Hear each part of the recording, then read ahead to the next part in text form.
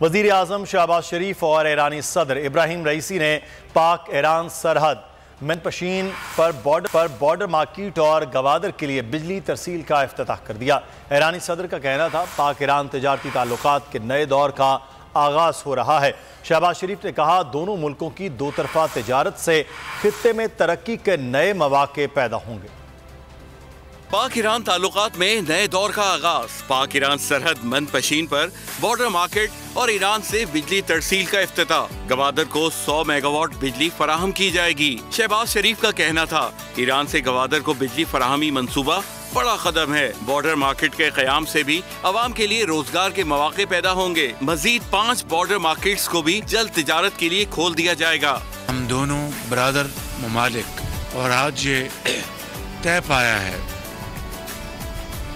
کہ ہم free trade agreement کو جلد سے جلد اس کو فائنلائز کریں گے انشاءاللہ۔